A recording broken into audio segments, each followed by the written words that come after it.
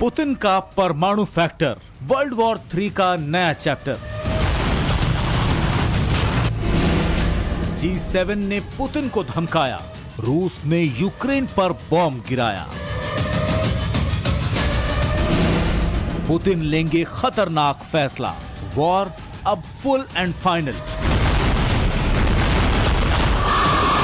रूस यूक्रेन युद्ध को लेकर अब वर्ल्ड वॉर 3 का सायरन बज चुका है।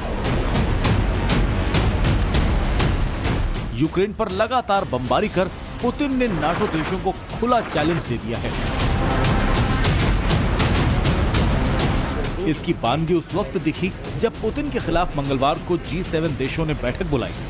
एक तरफ G7 देश America, Canada, Italy, France, Germany, Britain और जापान पुतिन के खिलाफ यूक्रेन की मदद के लिए युद्ध की रणनीति तैयार कर रहे थे, तो वहीं दूसरी तरफ रूस ने भी यूक्रेन पर हमले तेज कर दिए। G7 देशों ने यूक्रेन पर रूस के अटैक को लेकर पुतिन को धमकाने वाला मैसेज भेजा। कहा अगर युद्ध में केमिकल, बायोलॉजिकल और न्यूक्लियर वेपन का इस्तेमाल किया तो अंजाम बुरा होगा।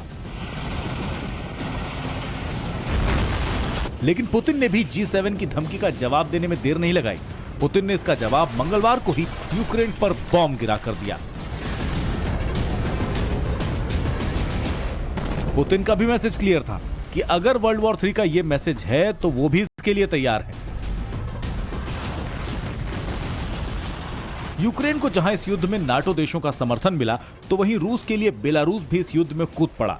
बेलारूस यूक्रेन और यूरोप की सरहद पर है और यही वजह है कि G7 की मीटिंग में जब ज़ेलेंस्की शामिल हुए तो इसका खौफ भी उनके बयानों में दिखा। В кордоні України і Білорусі може бути розміщена місія міжнародних спостерігачів для моніторингу безпекової ситуації.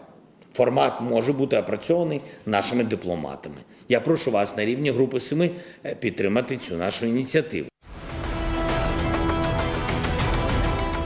पुतिन ना तो G7 की चेतावनियों की परवाह कर रहे हैं, न ही नाटो देशों की। पुतिन तो इस वक्त सिर्फ बदले की आग में जल रहा है और यही वजह है कि केर्च ब्रिज पर अटैक के 48 घंटे बाद ही पुतिन की आर्मी ने यूक्रेन के बड़े शहरों पर जबरदस्त बमबारी की। यूक्रेन के हर उस बड़े शहर को पुतिन ने तबाह कर दिया जिससे यूक्रेन सिर्फ और सिर्फ कब्रिस्तान दिखे। यूक्रेन के बड़े शहरों पर रूस मिसाइल ड्रोन से इतने अटैक कर रहा है कि पूरे यूक्रेन में या तो आग का बवंडर दिख रहा है या फिर शहर से धुएं का गुबार उठता दिख रहा है। रूस ने लेटेस्ट अटैक यूक्रेन के ज़पोरिज्जिया और लवीव शहर पर किया है, जहां एक बार फिर बॉम्ब बरसाए गए। यूक्रेन पर रूस के इन हमलों को नाटो देश भी चैलेंज के रूप में देख रहा है। Because if Putin wins, that is not only a big defeat for the Ukrainians, but it will be defeat and dangerous for all of us, because it will make the world more dangerous and it will make us more vulnerable for further Russian aggression. इधर Britain के खुफिया chief का दावा है कि Ukraine युद्ध में रूस के पास हथियार खत्म हो रहे हैं और उसके सैनिक भी बड़ी तादाद में मारे जा रहे हैं। अगर ये दावा सही है तो सवाल उठता है कि कहीं हार के दबाव में क्या पुतिन कोई खतरनाक फैसला करने वाले हैं? क्या वो फैसला परमाणु अटैक का हो सकता है? ये कयास भी इस बात से पुख्ता हो जाते हैं क्योंकि मंगलवार को ही पुतिन ने सेंट पीटर्सबर्ग में अंतर्राष्ट्रीय परमाणु ऊर्जा एजेंसी के चीफ राफेल ग्रॉसी के साथ मीटिंग की थी और न्यूक्लियर वॉर पर चर्चा की थी। Конечно, мы видим, что сегодня наблюдаются элементы излишней и опасной политизации всего, что связано с атомной деятельностью. Но очень рассчитываем на то, что и благодаря вашим усилиям нам удастся всю риторику на этот счет снижать и приводить в нормальное состояние эту сферу нашей деятельности и сотрудничества, несмотря на все турбулентности и сложные процессы, которые происходят на мировой сцене, на мировой арене. न्यूक्लियर अटैक को लेकर हर तरफ माहौल बना हुआ है। पुतिन की न्यूक्लियर अटैक वाली धमकी को भी न तो नाटो हल्के में ले रहा है और न ही यूक्रेन। लेकिन अब ये जंग परमाणु हमले की तरफ ही बढ़ रही है, जिसका खमियाजा न सिर्फ यूक्रेन और यूरोपियन देश भुगतेंगे बल्कि रूस के लिए भी न्यूक्लियर वॉर खतरे की घंटी ही साबित होगी। ब्यूरो रिपोर्ट, टाइम्स नाउ, नव भारत।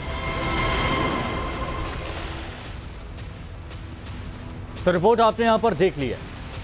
सवाल मेरा रहेगा मेजर जनरल एसपी सिन्हा से, थर्माइट बम हमने देखा, हमने वैक्यूम बम देखा, हमने नाइट्रोजन बम देखा, क्या अब न्यूक्लियर की बारी है? देखिए, न्यूक्लियर बॉम्ब यदि न्यूक्लियर ऑप्शन मिस्टर पुतिन लेते हैं तो पहली बात तो ये होगी कि ये पूरे वर्ल्ड वॉर का घोषणा हो गया और फिर पूरे विश्व में तबाही होगी। हिरोशिमा और नागासाकी में हमने देखा है कि न्यूक्लियर बॉम्ब अटैक का क्या परिणाम होता है। अभी तक वहाँ के जनरेशन्स जो हैं वो पूर्ण रूप से हेल्दी पैदा नहीं लेते हैं और हेल्दी नहीं रहते हैं। तो पुतिन मेरा ख्याल है ऐसा स्ट्रेटजिक ब्लंडर करेंगे ये कहना मुश्किल है, मुझे नहीं लगता है। बट ये शैडो बॉक्सिंग और स्ट्रेटजिक थ्रेटनिंग, स्ट्रेटजिक मैसेजिंग चलता रहेगा और शैडो बॉक्सिंग चलता रहेगा।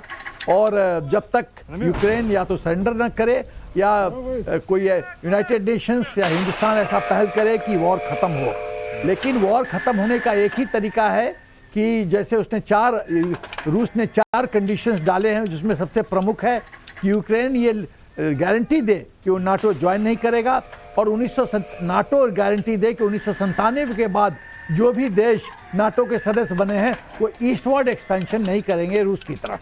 यदि ये 2 चीज़ होता है और पुतिन कहते हैं कि हम गारंटी देने के लिए तैयार है कि हम जेलेंस्की को बाहर नहीं फेंकेंगे, तो यदि ऐसा होता है तो संभावना समझना चाहिए, संभावना बहुत सारी बनती है। कर्नल शिवदान सिंह जी, अगले हफ्ते न्यूक्लियर एक्सरसाइज करेगा नेटो, हालांकि हर साल होती है, लेकिन ये वाली कितनी अहम है, क्या उम्मीद?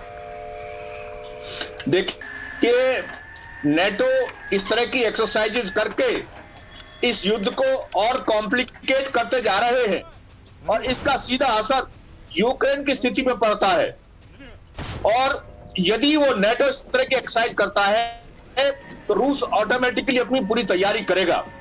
हालांकि सामरिक विशेषज्ञों के अनुसार कोई भी देश न्यूक्लियर अटैक की सोचेगा भी नहीं।